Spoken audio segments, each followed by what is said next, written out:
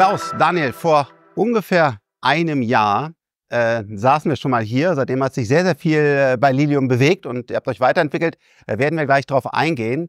Aber bevor wir das tun, stellt euch doch vielleicht noch mal vor. Starten wir doch mit dir, Klaus. Ja, Klaus Röwe, seit August 22 bei Lilium, habe also bald meinen zweiten Geburtstag. 30 Jahre vor dem bei Airbus gewesen, in ganz vielen Funktionen, so gut wie immer operationelle Roles. Die letzte war 3 Jahre lang, war ich für die ganze Service Business Unit verantwortlich mit 8000 Mitarbeitern weltweit. Die 10 Jahre, die Dekade davor habe ich 320 gemacht, 320 Neo Development, Produktionshochlauf und Serienreifmachung. Und davor diverse andere Funktionen im Programm, im Engineering, in der Produktion. Happy, dass ich jetzt hier bin. Ganz neue Technologie. Auch nach 2 Jahren im wilden Startup-Umfeld? Ja, man sieht es natürlich anders, als man es anfangs sich vorgestellt hat. Ja. Es gibt Dinge, die laufen viel leichter, als man es gedacht hat. Es gibt auch Dinge, die laufen viel weniger leicht, als man es gedacht hat. Und man muss sowieso im Startup flexibel bleiben. Ich glaube, das bin ich geblieben und deswegen freue ich mich jeden Tag neu. Ich bin übrigens so richtig glücklich, dass du an Bord bist. Das ist ein Role Model, was wir für die großen deutschen Startups, Grown-ups brauchen. Dass Leute wie du, die mit einer sehr starken Karriere in einem großen Corporate sich dann nochmal trauen, in so ein Startup reinzuspringen, weil das ist erstmal Risiko, wahrscheinlich auch ein bisschen weniger Lohn, dafür vielleicht mehr Upside mit Beteiligung, aber es ist ein großer Sprung, den man macht. Und auf Daniel, auf den wir gleich auch kommen, ist natürlich unfassbar stark, wenn du so einen sehr klugen Kopf hast, der aber einfach noch keine 30 Jahre Erfahrung in der Industrie haben können. Das heißt, das ist, glaube ich, ein ganz wichtiges Modell und daher erstmal, ja, super, dass du jetzt seit 2 Jahren an Bord bist und ich hoffe, dass wir das noch bei mehr Startups sehen, die dann den erfolgreichen Wachstum hinlegen, dass dann andere erfahrene Manager sich trauen und nochmal die Energie auch haben, zu sagen, da packe ich jetzt an. Ja, zumal wir auch 2 Jahre gut miteinander ausgekommen sind und das, so wie es heute aussieht, geht das auch noch weiter gut. Ich bin genauso froh wie Frank. Daniel, nochmal kurz zu dir. Ja, hallo Frank. Ja. Ich bin Daniel, einer der 4 Gründer, Luft- und Raumfahrtingenieur von der TU München ursprünglich. Wir haben 2015 zu viert Lilium gegründet. Ich war dann die ersten 7 Jahre CEO, habe das Unternehmen bis auf ungefähr 900 Mitarbeiter aufgebaut. Und seit Klaus seit 2 Jahren bei uns ist, bin ich für Forschung und Entwicklung verantwortlich. Also alles, was neue Technologien sind, neue Batterien, Gewichtsreduktion etc. Aber ich bin auch noch hier und da im Fundraising und ein bisschen Kommunikation aktiv. Für mich so sehr vereinfacht sozusagen der Kopf, der Erfinder des Jets natürlich mit deinen Co-Foundern, aber echt auch eindrucksvoll, dass du einfach aus der Uni heraus gesagt hast, du hast eine Idee. Ich möchte nämlich eigentlich das Fliegen verändern und hast dann einfach losgelegt. Erstmal natürlich sehr verrückt und heute stehen wir hier, also echt auch ja eine tolle Story. Wir verlinken euch das Ganze auch nochmal unten. Das heißt, ihr könnt dann nochmal das erste Interview mit euch beiden anschauen. Da gehen wir dann intensiver nochmal auf euren Lebenslauf ein. Heutzutage ist es ja eigentlich eine große Industrie geworden, ja, eVTOL. Es gibt ja auch, sage ich mal, große Organisationen, die wirklich auch da sehr, sehr große Märkte drin sehen. Wir ja auch. Es gibt für mich glücklicherweise sogar auch als Deutschland Wettbewerber, aber natürlich auch USA und China. Kannst du mal ein bisschen einordnen, wo ist da Lilium in diesem Umfeld der eVTOLs? Ja, sehr gern. Also im Prinzip würde ich sagen, wir haben das beste Flugzeug, aber es gibt nicht das beste Flugzeug, sondern die Frage ist erstmal, welches Businessmodell adressieren wir, welche Mission adressieren wir mit diesem Flugzeug und dafür kannst du sozusagen das beste Produkt haben. Und hier unterscheiden wir uns sehr stark von eigentlich allen anderen Elektroluftfahrtunternehmen weltweit. Also von dem Joby, von allen. Genau, es gibt ja so diese klassische Air-Taxi-Branche, das wird auch in der Presse immer relativ gern benutzt, haben wir uns ausgiebig angeschaut am Anfang in den ersten Jahren, wie du weißt. Und das ist im Prinzip so charakterisiert, dass du kleine Flugzeuge hast mit 2, maximal 4 Sitzen, die in einem On-Demand-Business-Modell ungefähr 10, 20 Meilen über eine Stadt fliegen. Also du bist 5, maximal 10 Minuten in der Luft. Und das haben wir uns angeguckt, dafür gibt es einen Markt, der ist aber nicht so groß. Und das Problem, was wir vor allem sehen an diesem Markt, ist, dass du innerhalb von Europa, in einer Stadt wie München oder Berlin, damit relativ wenig Zeit sparen kannst, weil du musst halt in ein Auto, in ein Flugzeug und wieder ein Auto. Was wir machen, ist was anderes, wir machen regionale Luftfahrt. Das heißt, wir haben gesagt, wenn wir Intercity fliegen, dann können wir Stunden an Zeitersparnis generieren für unsere Kunden. Und wenn wir das tun, ist es auch okay für einen Kunden, eine Viertelstunde zu warten, bis der Flieger fliegt. Das heißt, du kannst Passagiere poolen. Je weiter du fliegst, desto mehr Leute kannst du an Bord bringen. Und deswegen haben wir ein Shuttle-Flugzeug gebaut, was weiter fliegen kann, was auch schneller fliegen kann, wo die Technologie darauf optimiert ist, sehr effizient zu reisen, aber auch sehr komfortabel zu reisen. Und deshalb haben wir auch die Jet-Technologie gewählt und nicht die Propellertechnologie, um eben für diese Mission optimal geeignet zu sein. Das ist der große Unterschied, den du ja damals von der Ingenieurseite her gemacht hast, ist zu sagen, du hast ein Jet und eben keinen Open Rotor, also keinen offenen Propeller, was ja auch durchaus immer diskutiert wurde. Und das ist aber das eigentlich, was euch heute ermöglicht, dann wirklich länger und schneller zu fliegen und damit für so einen unfairen Vorteil für euch sorgt? Genau, also es gibt eigentlich nicht, du kannst nicht sagen, der Jet ist richtig oder der Propeller ist falsch oder hat Vor- und Nachteile. Es kommt auf die Mission an. Das heißt, der Propeller ist effizienter bei Start und Landung im Schweberflug, aber die Propeller-Senkrechtstarter sind weniger effizient im Reiseflug, sie haben mehr Vibrationen, sie sind weniger komfortabel. Und der Jet im Vergleich, jetzt in unserem Fall, benötigt mehr Leistung, mehr Energie für den Start und die Landung, ist aber effizienter, komfortabler, ein bisschen schneller und ein bisschen sicherer im Reiseflug. Das heißt, wir haben im Prinzip die gleichen Vorteile, die du bei kommerziellen Jet-Airlinern findest, in diesen Senkrechtstarter-Segment reingebracht. Aber es ist eben kein kerosinverbrennender Jet, sondern es ist ein vollständig batteriebetriebenes Flugzeug. Also ganz klar hier ein ganz anderes Konzept. Bietet das in der Zukunft vielleicht noch weitere Möglichkeiten für euch? Ja, auf alle Fälle. Mir ist immer ganz wichtig, wir reden hier, wir schmeißen das alles in einen Topf und sagen, das sind alles eVTOLs und das stimmt auch, weil die fliegen alle elektrisch und die können alle vertikal Takeoff und Landing machen. Und bei uns ist aber mein persönlicher Schwerpunkt ist eigentlich mehr auf dem als auf dem VTOL. Weil die Technologie, die wir entwickeln, ist ja in der Lage, auch in größere Flugzeuge eingebaut zu werden. Also ich sag mal bis zu 100 Sitzen, bis zu 2000 Kilometern. Das Einzige, was wir brauchen... 100 Sitzen und 2000 Kilometer. Genau, das Einzige, was wir brauchen, sind halt die besseren Batterien. Aber da muss man eigentlich nur drauf warten, die kommen. Die Batteriekapazität wird ja statistisch gesehen 4,5% pro Jahr besser.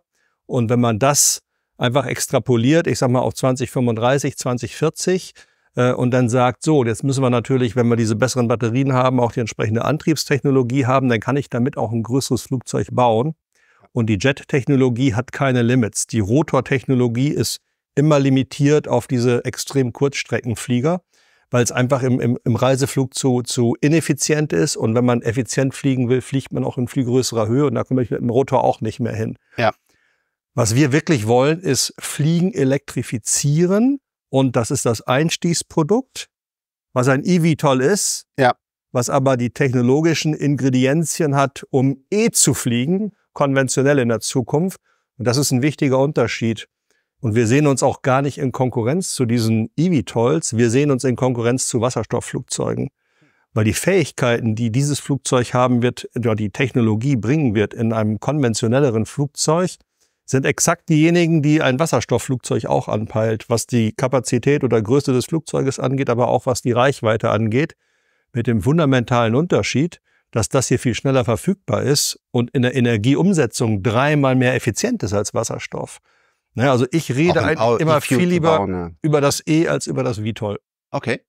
Interessante Perspektive. Das heißt quasi, das ist das Startprodukt, aber eigentlich durch diese Jet Engine, durch die ganze Technologie, die er quasi mit dem ersten Typen entwickelt hat, mit dem ersten Programm, habt ihr jetzt eine Plattform geschaffen, auf der man wirklich auch größere Flugzeuge auch für längere Strecken bauen kann. Genau, ich glaube, die eVTOLs in Summe werden nicht so viel dekarbonisieren. Die werden einfach einen neuen Transportmode eröffnen, der dann per se dekarbonisiert ist. Aber der Effekt auf das Global Warming ist natürlich viel größer, wenn ich bis zu 80% aller heute mit Kerosin betriebenen Flüge durch einen batterieelektrischen Flug ersetzen kann. Ja. Und darum geht es uns eigentlich. Unsere Mission ist eigentlich Dekarbonisierung und natürlich wollen wir auch einen neuen Transportmode schaffen, der dann auch natürlich komplett dekarbonisiert sein muss. Also neben der Jet-Technologie, die dann genau diese Flugzeuge auch ermöglicht, ist die Batterie natürlich ein sehr, sehr wichtiger Baustein. Und Daniel, wo steht Lilium da? Technologisch, von den Partnern? Wie macht ihr das? Also die Batterie ist ja der fundamentale Enabler von einem elektrischen Flugzeug. Deswegen haben wir sehr viel Zeit und Energie da reingesteckt.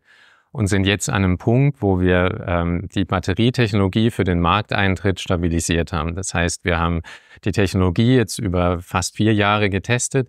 Wir haben dann entsprechend Partner aufgebaut, die eine Produktionslinie haben hier in München, in Deutschland, das ist Custom Cells in dem Fall, die auf einer wöchentlichen Basis jetzt Zellen an uns liefern. Und das Besondere an dieser Produktionslinie ist nicht nur, dass sie produziert, sondern dass sie Zellen mit der Nachverfolgbarkeit und dem Qualitätsmanagement produziert, was wir für die Luftfahrt brauchen.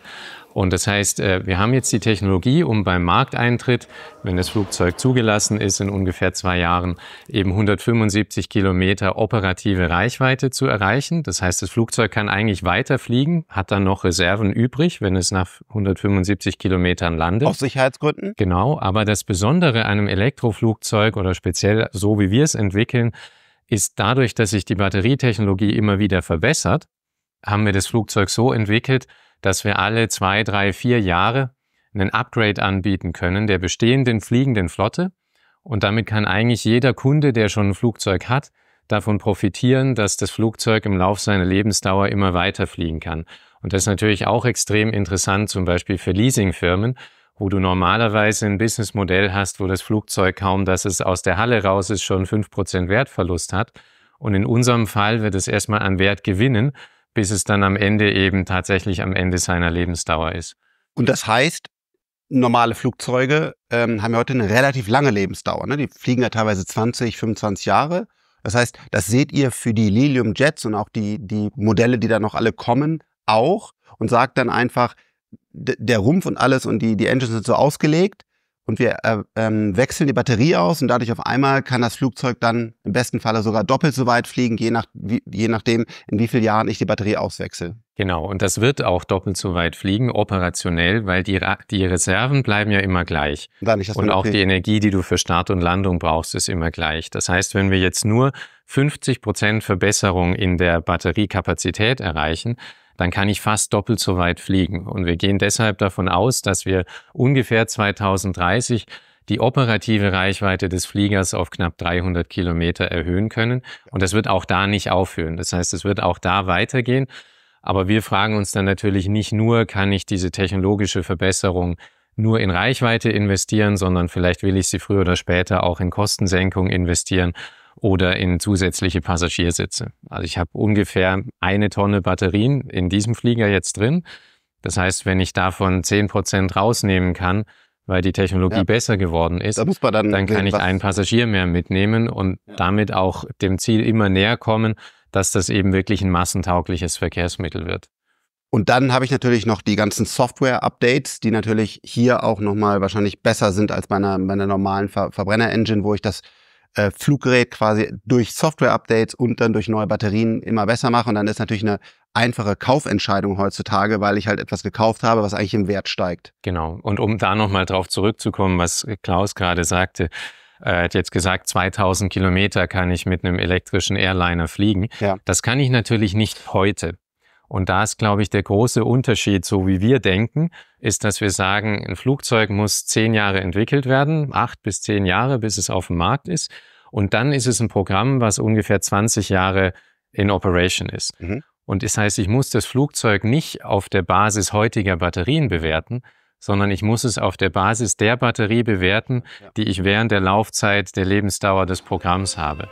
Und deshalb, wenn du jetzt heute zum Beispiel ins Internet gehst, dann findest du Wissenschaftler, die sagen, ja, ein Elektroflugzeug kann vielleicht 500 Kilometer fliegen. Und das stimmt, wenn ich jetzt die Batterie von meinem E-Auto in ein Flugzeug baue, dann ist das so ungefähr das, was ich kriege.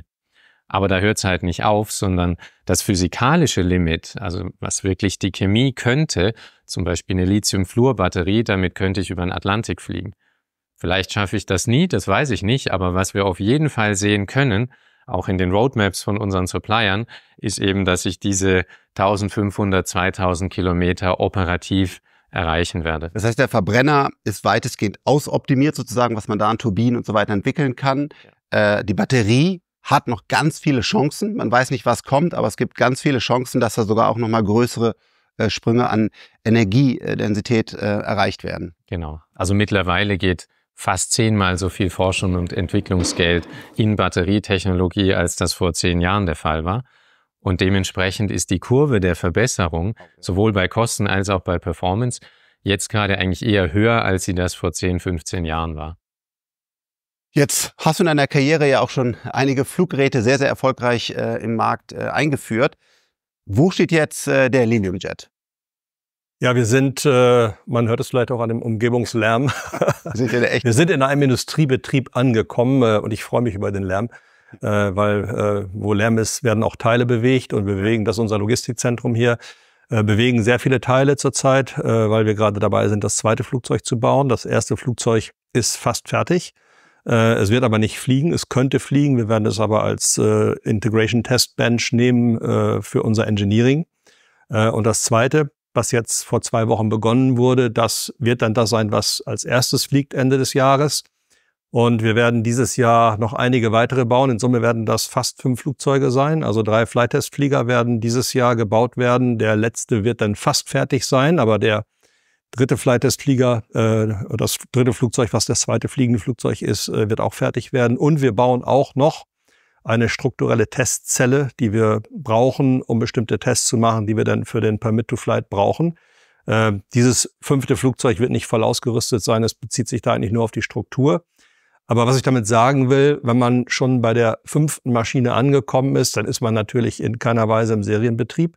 Aber man hat schon eine gewisse Routine und wir merken das auch. Der erste Flieger ist so der Rohrreiniger und zwar für vieles, sowohl für die Logistik, aber auch für unsere IT-Systeme. Ja. Wie kriege ich den durch das IT-System durch, weil wir diese Flugzeuge samt und sonders nach den POA, also Production Organization Approval Richtlinien bauen wollen. Das heißt, ihr baut ein eigentlich finales Flugzeug, genauso wie danach auch die Serie durchläuft. Das ist eben nicht irgendwie, sondern das ist wirklich auch von der Logistikkontrolle über, dass jedes Teil definiert ist und so weiter, voll zertifiziert quasi schon umgesetzt. Genau, ich war zwar nicht dabei, aber als ihr die Demonstratoren gebaut habt, ich stelle mir vor, das war eher eine große Party, jeder kommt mit einem Teil. Und das war keine Party, wir lagen mitternachts noch unterm Flieger und haben Sachen zusammengeschaut, aber es war ein Cowboy-Betrieb. Das wollte ich damit sagen, ein bisschen Wild-West-Manier und wir haben gesagt, das machen wir gar nicht. Also alles, wir betrachten das alles als fliegendes Material und fliegendes Material hat alle Prozesse zu durchlaufen, die man mit fliegendem Material durchlaufen muss. Und insofern ist halt die erste Maschine da schon die schwierigste, weil sämtliche Prozesse das erste Mal richtig zur Anwendung kommen. Und wir sehen das jetzt, beim zweiten geht's halt schon viel, viel einfacher. Und wir werden halt dann in Summe am Ende des Tages 7 Flugzeuge gebaut haben. 1 bleibt am Boden, 6 gehen in die Luft plus diese Testzelle. Und das wird uns also ab jetzt auch helfen, einfach schneller zu werden mit der Produktion. Und dann plant ihr wirklich auch schon dieses Jahr, also in ganz wenigen Monaten, damit mit dem finalen Fluggerät in der Luft zu sein? Das ist richtig. Um das zu erreichen, müssen wir das Flugzeug natürlich fertig haben. Wir müssen aber auch sehr, sehr viele Tests machen, und zwar an diesem Flugzeug, aber auch an dem ersten Flugzeug, Integrationstest, aber auch Komponententests. Und wenn man mal rumläuft, wird man halt sehen, die Hallen, die wir belegen, sind natürlich heute vielfach mit Produktionsaktivitäten belegt, aber auch mit Testaktivitäten. Wir haben zum Beispiel drüben 2 Engine-Teststände jetzt. Das waren historisch gesehen mal Alpha-Jet-Triebwerksteststände. Sehr, sehr lustig, wenn man sich überlegt, dass da mal ein Militärtriebwerk drin gelaufen ist und heute das kleinste und modernste Elektrotriebwerk. Diese ganzen Tests müssen wir halt auswerten. Wir müssen auch sehr viele Analysen machen. Und wenn man diese ganzen Daten nachher integriert, kann man damit zur EASA und zum Luftfahrtbundesamt gehen und dann sagen, jetzt möchten wir fliegen. Ist also sehr viel Arbeit für uns noch zu tun auf der physikalischen Seite. Bau das Flugzeug, teste das Flugzeug, aber auch auf der ganzen Nachweisführung. Nachweisführung heißt Analysen und heißt Tests. Aber das Ziel ist, dieses Jahr dann wirklich damit noch in die Luft zu gehen. Genau, bevor Ende des Jahres wollen wir damit fliegen. Und zwar mit einem Piloten an Bord, also kein Remote-Controlled. Unsere beiden Demonstratoren haben ja keinen Pilot an Bord in Spanien, aber dieses Flugzeug soll ganz normal mit einem Piloten an Bord fliegen. Vielleicht, wenn ich da mal kurz reinspringen darf, was Klaus gerade beschrieben hat, ist, Lilium ist jetzt ein richtiges Luftfahrtunternehmen. Also das ist mir unglaublich wichtig und da unterscheiden wir uns auch sehr stark von vielen Wettbewerbern oder anderen Firmen im Markt. Klaus ist die sichtbare Speerspitze von Luftfahrterfahrung, aber darunter sind ein paar hundert Mitarbeiter, die enormes Wissen und Erfahrung reingebracht haben, wie man so ein Flugzeug eben in einem Luftfahrtstandard produziert. Und deswegen haben wir letztes Jahr das Design Organization Approval bekommen. Das heißt, wir sind von der Europäischen Luftsicherheitsbehörde zertifiziert als Luftfahrtdesignbetrieb. Wir haben das Personal und die Prozesse, um ein kommerzielles Flugzeug in dem entsprechenden Standard zu entwickeln und zuzulassen. Und wir produzieren jetzt Flugzeuge nach einem Standard von einer Produktionsorganisation, nach einem Luftfahrtproduktionsorganisationsstandard. Und das ist enorm wichtig, um eben wirklich ein kommerzielles Flugzeug in den Markt zu bringen, das dem Sicherheitsstandard von anderen Flugzeugen entspricht. Prototyping is easy, Production is hard, weil es genau darum geht, dann halt auf diese hohen Standards zu kommen. Und ja, das sind ja wirklich sehr, sehr spannende Monate vor Lilium und schön zu sehen, dass jetzt schon der zweite im Bau ist. Wie sieht das dann in der Praxis nach diesem ersten Flug aus? Wie läuft das dann bis zur Zulassung?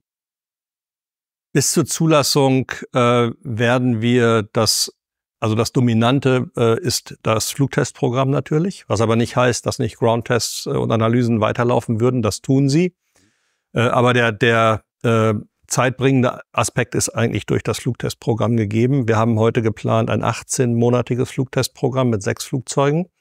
Da fängt man langsam und vorsichtig an und das Erste, was man macht, ist halt erstmal Identification, also das Flugzeug kennenlernen und man öffnet dann den Flight Envelope, das heißt von sehr vorsichtigen Flügen geht man halt zur Hochgeschwindigkeit, man fliegt alle möglichen Manöver, man fliegt auch über das hinaus, was man dem Flugzeug nachher erlaubt. Das ist ja ein voll Fly-by-Wire-Flugzeug, also digitale Envelope Protection. Aber diesen Envelope muss man halt erfliegen und auch darüber hinaus. Das erwarten die Behörden auch, wenn man nachweisen muss, dass man noch Margen hat zu dem, was man dem normalen zivilen Piloten nachher erlaubt. So, und die erste Hälfte eines solchen Flugtestprogrammes ist typischerweise Identification, Envelope Opening, ist einfach Lernen über das Flugzeug, ist auch das Flugzeug noch weiter zu optimieren in bestimmten Parametern. Die zweite Phase ist typischerweise dann nur noch für Zulassungsflüge geplant, die man dann selber macht und irgendwann kommen aber auch die EASA-Piloten zum Beispiel an Bord und fliegen dann selber. Handling Qualities zum Beispiel wollen die selber erfliegen und sagen, ja, das ist uns sicher genug, das ist das, wo ein normaler Linienpilot mit umgehen kann. Und die allerletzte Phase ist dann im Prinzip ein riesen Aufwasch von Dokumentation.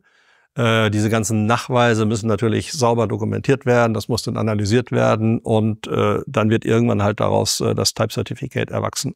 Das heißt, wenn man den ersten Flug hat, dann kann man ungefähr mit 18 Monaten rechnen, wo man mit 5 Flugzeugen dann diese ganzen Tests und so weiter, bis dann auch die EASA. Ja, 6. Auch der am Boden befindende wird auch weiterhin Tests machen, zum Lernen, aber auch Zulassungstests machen. Es werden auch in den ganzen Laboratorien Zulassungstests gemacht. Also gerade was Maturity-Test, Initial Maintenance Intervall und so weiter, muss ich halt viele Tests einfach etliche Mal wiederholen, um nachzuweisen, dass ich auch die Maturity habe. Und dann nach diesen 18 Monaten, dann darf man quasi kriegt man dann die finale Zertifizierung und dann darf man das Fluggerät offiziell verkaufen. So, wir dürften es dann, also verkaufen dürfte ich es auch ohne, aber es hat dann halt keinen Wert. Ja. Wichtig ist für den, der es kauft, kann es nur betreiben, wenn das Flugzeug zugelassen ist, sonst kann es nicht in den Service genommen werden. Und natürlich müssen unsere Kunden auch entsprechende Vorbereitungen haben. Das heißt, sie müssen auch die Zulassung als Betreiber haben. Die müssen auch das Personal getraint haben. Und auch daran arbeiten wir natürlich jetzt maximal, dass wir Trainingsfacilities haben, wo halt Piloten trainiert werden können. Maintenance Crew muss trainiert werden. All das brauche ich ja vom ersten Tag an, bevor ich dann in den Service gehe. Das ist ein sehr guter Plan und sehr, sehr spannend. Jetzt braucht das natürlich alles Kapital. Wie sieht da die Finanzierung quasi für diesen Weg, bis dann die Flugzeuge ausgeliefert werden, aus? Ja, wir haben ja bereits ungefähr 1,5 Milliarden Dollar eingenommen am freien Kapitalmarkt. Gelder, die zum größten Teil aus China, den USA kommen. Wir haben jetzt auch in den letzten beiden Runden und die allerletzte haben wir nun gerade vor 2 Wochen abgeschlossen, dankenswerterweise auch Venture Capital aus Deutschland bekommen. Da sind wir sehr, sehr froh drüber. Und sind aber mit diesem Kapital noch nicht durchfinanziert bis zu dem Zeitpunkt, wo wir aus den Operations der Firma, also sprich aus dem Bau und Verkauf von Fliegern, cash-positiv werden. Das heißt, es ist noch eine bestimmte Strecke abzubilden, bis das der Fall sein wird. Da gibt's halt verschiedene Finanzierungsinstrumente, natürlich weiter sich am Kapitalmarkt zu bewegen, und das tun wir. Es gibt aber auch andere Elemente, und wir sind sehr weit fortgeschritten, auch was das Thema Public Funding angeht. Das bedeutet letzten Endes nicht, dass wir vom Staat Geschenke annehmen oder auf die Wohlfahrt hoffen. Ganz und gar nicht. Es geht letzten Endes nur darum, dass wir Kredite bekommen, also nicht Equity, sondern einfach Fremdkapital aufnehmen. Was die Regierungen sowohl in Deutschland als auch in Frankreich machen würden, ist nichts anderes als eine Besicherung dieses Kredites. Und das sind ganz übliche Kredite zu Marktkonditionen. Das ist nach dem europäischen Beihilferecht auch gar nicht anders möglich. Ich glaube, dass unsere amerikanischen Wettbewerber da andere Möglichkeiten haben, aber darauf verlassen wir uns nicht. Auf alle Fälle ist die Kreditabsicherung durch die öffentliche Hand ein Mittel für uns, auch an Fremdkapital zu kommen. Wir haben weitere Möglichkeiten. Wir haben ja mittlerweile ein Orderbook von über 700 Fliegern. Das sind vielfach MOUs, aber auch schon 56 Flieger Festverträge. Festverträge heißt, dass wir bestimmte Leistungsgarantien, also Abliefergarantien, aber auch Leistungsgarantien der Flugzeuge geben. Und im Gegenzug kriegen wir aber auch Anzahlungen. Und dieses Thema Anzahlungen wird jetzt progressiv einen breiteren Raum einnehmen für die Finanzierung der Entwicklungs- und Produktionsaufwendungen auch. Also zukünftig für die verbleibende Wegestrecke, bis wir dann aus den Operations Cash positiv werden, gibt es eigentlich 3 Elemente. Das ist weiter am Kapitalmarkt aktiv zu sein, Fremdkapital aufzunehmen, was man durch die Regierung besichert bekommt, aber auch Pre-Delivery Payments zu verwenden. Wenn man das Flugzeug dann bekommt, das hat ja einen sehr, sehr großen Wert. So sehe ich das zumindest, weil auf der einen Seite alleine die ersten Flugzeuge sind alleine von PR-Wert. Also ich mag jetzt Kommunikation. Wenn ich mir das vorstelle, da können ja Städte und Airlines und wer dann immer das auch nutzt, allein das ist ja ein sehr, sehr großer Wert. Natürlich auch, wenn ich auf einmal komplett neue Transportwege eröffne und so weiter. Und das ist dann das, wo die Leute sagen, ich bin bereit, auch schon mal ein Downpayment zu machen, weil so ein Liliumjet hat für mich einfach einen sehr, sehr großen Wert. Das ist das, was ihr dann da verhandelt. Absolut. Also die Downpayments, die kommen, die Kunden, die das machen, wollen sich Slots sichern. Ja, genau. Und man kennt das aus der konventionellen Luftfahrt. Da ist ja seit Jahrzehnten fast eine Shortage. Ich habe gerade auf der ILA gehört, Airbus ist bis 2031 ausverkauft. Und wenn dieses Flugzeug das erste Mal fliegt und wenn es dann auch im Service ankommt und wenn dann die Feedbacks der Kunden kommen, und Kunde heißt die Airline, aber auch die Passagiere, die fliegen, bin ich mir sehr sicher, dass es einen Rush geben wird. Und das antizipieren heute schon viele. Und dann habe ich 10 Jahre sagen, mal kein Liliumjet. Ich muss mir jetzt meinen Slot sichern, ja. Weil sonst kann ich mich nachher hinten anstellen und kriege 2040 meinen ersten Liliumjet. Und das wollen die Kunden nicht. Deswegen sehen wir gerade sehr bei im so einem Moment revolutionären Produkt. Ne? Das ist ja nicht, normalerweise hat man ja dann Alternativen und ähnliche Sachen ein klein bisschen besser. Aber ein Liliumjet ist halt wirklich eine Revolution. Das heißt, Ja, ein so großer Sprung, dass dann wirklich sagt, okay, ob ich da 3 Jahre oder 10 Jahre warte, macht nachher aus ganz vielen Facetten echt einen großen Unterschied. Also die Kunden, die es kaufen, die haben auch einen Business Case natürlich gerechnet, und die sehen halt, dass das ein sehr profitables Business für sie sein wird. Sonst wird man es auch nicht kaufen. Und es hat natürlich noch den Kollateraleffekt, dass es für die ESG-Story sehr hilfreich ist. Nicht? Also die Luftfahrt ist ja so ein bisschen im Verruf. 2,5% der Emissionen ist die Luftfahrt, 8% in den USA. Die Luftfahrt tut gar nichts Richtiges. Die warten nur darauf, dass E-Fuels kommen und wollen halt einfach weiter Geld verdienen. Und hier kann man halt mal sehen, dass es mit Abstand der konsequenteste und revolutionärste Ansatz wirklich zu dekarbonisieren. Und das passt natürlich auch super in die ESG-Story rein. Ja. Jetzt gibt's hier natürlich auch Wettbewerb. Ja, wie siehst du da aktuell die Situation? Also eigentlich gibt's gar keinen Wettbewerb, muss ich sagen. Nee, weil wir haben so viele Alleinstellungsmerkmale, dass wir in den seltensten Fällen, wenn wir Flugzeuge verkaufen, auf Wettbewerber treffen. Also das klassische 2 oder 3 Supplier kommen an und es gibt ein RFP vom Kunden und man macht ein Angebot und dann gibt es eine Verhandlung. Das passiert uns so gut wie gar nicht. Und das hat mehrere Gründe. Ich sag mal, ein ganz einfacher Grund ist die Eintrittsbarriere, die US-Firmen zum Beispiel haben in Europa, weil die Entwicklungsstandards oder die Zertifizierungsstandards so gering sind, dass die gar nicht in Europa anbieten dürfen. Das heißt, ein Joby zum Beispiel, der auch noch andere Themen hat, wie eine kleinere Kabine und so weiter, aber der könnte gar nicht einfach sagen, ich fliege, das geht nicht. Okay. Geht nicht. Wir können, weil wir nach den höchsten Standards zertifizieren, wir können auf der ganzen Welt anbieten. Viele können aber gar nicht in Europa oder in Ländern anbieten, die die Regeln der europäischen Luftfahrtbehörde übernehmen. Ist das eine. Das andere ist, wenn wir Missionen garantieren müssen, ich sag mal, die über 80 Kilometer sind, natürlich bei allen möglichen Headwind-Conditions, sind die alle weg.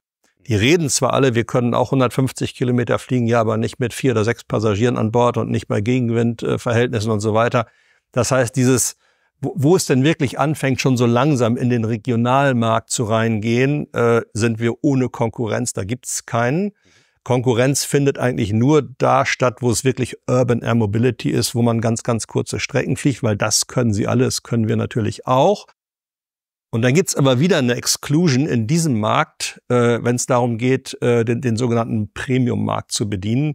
Das heißt, Kunden zu bedienen, die heute schon Helikopter fliegen oder die Business-Jets fliegen und die sagen, wir möchten dekarbonisieren, wir möchten den Lärm weghaben und deswegen wollen wir einen Lilium-Jet haben. Die haben aber dann Ansprüche, die nur unser Lilium-Jet erfüllen kann. Weil wenn man sich die Kabine anschaut, das ist eine Kabine wie im Business-Jet, man hat unglaublich viel Platz, es sieht einfach cool aus und es gibt halt das Feeling eines Business-Jets, gleichzeitig aber eine unglaublich große Ökonomie, die man hat. Und was sehr, sehr wichtig ist, auch in diesem Segment, ist der Sicherheitsfaktor. Wir zertifizieren ja nach 10⁻⁹, also das Flugzeug ist genauso sicher wie ein Airbus A350. Und die US-Zertifizierten sind halt wesentlich unsicherer und das Premium-Segment akzeptiert das überhaupt nicht. Also lange Rede, kurzer Sinn. Ja, in diesem Urban Air Mobility VTOL-Segment, da ist so ein bisschen Competition. Wenn wir um Premium uns reden, überhaupt nicht, wobei das ein sehr kleiner Markt ist. Also wir glauben, in Summe aufs Ganze ist es 10–15% und 85% ist halt das, was wir hier machen. Und dann gibt's natürlich noch diese Zulassungsbarrieren, die viele Wettbewerber überhaupt nicht nehmen können. Das heißt, eigentlich gibt's dann zwei unterschiedliche Flugzeuge, also einmal für Premium und einmal für Airline? Nee, eben nicht. Das ist eigentlich, und das ist nicht alles, ist genau dasselbe Flugzeug. Es kann aber zwei verschiedenen Zwecken dienen. Mhm. Und das Premium-Flugzeug ist halt anders konfiguriert in der Kabine. Es hat ja nur 4 Sitze, hat vielleicht noch ein paar Goodies an Bord. Der Shuttle-Flieger oder der Airline-Flieger ist ein 6-Sitzer, wo halt alle 6 Passagiere nach vorne schauen. Aber der hat 20 Zoll breite Sitze, der hat 34 Zoll Sitzabstand. Das ist deutlich mehr, als was man heute in der A320 hat. Also auch dieser Shuttle-Flieger hat einen sogenannten Premium Economy Komfortanspruch. Der wird aber ganz anders eingesetzt. Also ein Premium-Flieger, der fliegt vielleicht 300 Stunden im Jahr. Ein Shuttle, der wird bis zu 2000 Stunden im Jahr fliegen. Alle Flieger können das, aber was braucht so ein Flieger, damit er das überhaupt kann? Der Flieger muss robust sein, der Flieger darf wenig Wartungsanforderungen haben. Helikopter stehen ja die Hälfte ihres Lebens in der Werkstatt. An diesem Flieger ist gar nichts zu warten. Also die größte Wartungsanstrengung, die ich machen muss, ist die Batterien ab und an mal auszutauschen. Das dauert 4 Stunden. Aber ansonsten, ich habe eine volle Carbonstruktur, das heißt, ich habe keine Korrosion. Ich habe Elektromotoren, die zwar Hochtechnologie sind, aber sehr, sehr einfach, was die Wartungsansprüche angeht. Und ich habe jede Menge Elektronik an dem Flieger, die aber auch keine große Wartung verlangt. Und das war unser Ansatz. Mach es so, dass du das Flugzeug sehr intensiv nutzen kannst für den Shuttle-Markt. Die intensive Nutzung, die hohe Transportkapazität mit 6 Passagieren, die hohe Reichweite führen im Umkehrschluss zu sehr niedrigen Betriebskosten. Und niedrige Betriebskosten erlauben wiederum sehr niedrige Ticketpreise. Und nur durch die niedrigen Ticketpreise mache ich es eigentlich vielen, vielen Menschen möglich, überhaupt mitzufliegen und in dieses Shuttle-Geschäft einzusteigen. Und auch da sind wir total einzigartig, weil wir peilen halt an und wir haben auch die Nachweise erbracht, dass wir es können, dass ein Kilometer geflogen nicht teurer ist als ein Kilometer gefahren mit einem Taxi. Und was unser ganzer Wettbewerb, wenn Sie überhaupt drüber reden mögen, meistens verschweigen Sie es, die sind 4–5 Mal so teuer wie wir im Betrieb. Also eine echte Skalierungsgeschichte. Das heißt, genau. Es geht darum, natürlich auch den Premium-Bereich anzubieten. Warum denn nicht? Aber das ganz klare Ziel ist hier, sehr viele Flugzeuge für viele Passagiere mit vielen Flugstunden, um wirklich viele Menschen hocheffizient von A nach B zu Es transportieren. gibt einen sehr breiten Konsens, dass bis 2035 über 40.000 dieser Fluggeräte sich im Markt befinden. Wir persönlich glauben, dass das richtig ist, wahrscheinlich sogar eher konservativ, glauben aber auch, dass der größere Teil dieser über 40.000 Flieger eben gerade in diesem Shuttle-Markt unterwegs sein werden. Man kann daraus ableiten, dass Lilium mutmaßlich einen sehr, sehr hohen Marktanteil erreichen wird. Und da sind wir halt auch so sicher, dass es dann so kommen wird. Ja, und das ist ja auch nicht, wo einer jetzt, sage ich mal, um die Ecke kommen kann und sagen kann, hier ist mein neues Fluggerät, sondern das sind ja Sachen, die entwickeln sich über viele, viele Jahre, wie ihr das Fluggerät auch entwickelt habt. Das heißt, man kann heute eigentlich schon absehen, wird es in den nächsten 4, 5 Jahren einen bedeutenden Wettbewerber geben, weil den müsste man jetzt fast schon sehen. Also das ist das, solange es gedauert hat, an dem Punkt heute zu sein, das ist auch jetzt der Vorteil quasi für das Unternehmen, dass es nicht so einfach wie bei einer Software, wo einer im halben Jahr sagt, ich habe das mal nachprogrammiert, ich habe es tolle Idee, der gehabt hat, sondern das kannst du halt eben nicht aus dem Boden stampfen. Genau, also im Bereich Urban Air Mobility, kürzest Streckenfliegen, ja, da ist Wettbewerb absehbar, da tun sich heute viele um. Das werden aber auch nicht alle schaffen, muss man auch ganz klar sagen. Aber derjenige, der mit uns in Konkurrenz treten würde, der ist heute noch nicht mal am Horizont zu sehen. Ja. Das heißt, wenn es denn einen reizen würde, die Entscheidung zu treffen, auch in dieses Segment zu gehen, muss man davon ausgehen, dass wir mindestens 5, wenn nicht länger, Jahre eigentlich alleine im Markt unterwegs sind. Ihr habt ja auch ein großes Team aufgebaut. Wie groß ist das Team heute? Wir haben ungefähr 1050 Mitarbeiter momentan, also nochmal deutlich gewachsen. Und das hängt jetzt auch mit dem Produktions-Ramp-up zusammen. Das braucht halt nochmal mehr Menschen. Auch das braucht ja Zeit, so ein Team zu assemblen, zusammenzuführen. Das kann man auch nicht eben mal, wie es bei einem Softwareunternehmen oftmals, kann man dann ganz wenig Leute, großes Produkt, aber hier über 1000 Leute so zusammenzubringen, das war auch ein längerer Weg. Ja, wir haben eigentlich immer versucht, sehr organisch zu wachsen. Wir hatten ein Jahr, wo wir Faktor 2 fast gewachsen sind, aber seitdem eigentlich relativ gleichmäßig. Und es geht auch eigentlich nicht anders in der Luftfahrt, weil wir eigentlich fast überall sehr erfahrene Spezialisten suchen, sei das jetzt in der Endmontage der Flugzeuge oder sei das im Engineering. Und dementsprechend ist da eigentlich eher eine Herausforderung, überhaupt die Spezialisten und das Personal zu finden gerade. Ja, Klaus, Daniel, vielen Dank, dass ich hier nochmal hier sein durfte. Sehr cool. Wow. Krasses Jahr und wieder ein krasses Jahr vor euch. Einfach ja auch nochmal danke an euch, dass ihr da an der Speerspitze der Innovation in Europa steht. Ich weiß, das ist nicht immer einfach. Es gibt auch immer natürlich gerne der eine oder andere Kritik, aber es sind Köpfe wie ihr, die unser Land, die Europa nach vorne bringen. Und ich glaube, das Lilium-Programm kann echt ein Leuchtturm oder ist heute schon gewisserweise ein Leuchtturm, aber es ist jetzt nochmal eine ganz spannende Phase auch zu zeigen, es war nicht nur eine ganz tolle Idee, sondern es ist jetzt ein echtes Unternehmen. Es wird wirklich weltweit führende Produkte liefern, wie es auch schon SAP oder andere aus Deutschland gemacht haben. Also so ein Champion aus Deutschland heraus, der internationale Standards setzen kann. Genau an dieser Stelle steht ihr jetzt, um das zu zeigen. Und ich glaube, es sieht sehr gut aus. Ich drücke die Daumen und würde sagen, auf bald. Vielen Dank, dass ich da sein durfte. Ja, danke Frank für das Interview. Wir hoffen, dich dann nicht erst in einem Jahr wieder zu sehen. Aber wir wissen, da wir ja vorher schon geflogen sind, dass du mit Sicherheit schon da gewesen bist dann. So sieht's aus. Danke fürs Kommen, Frank.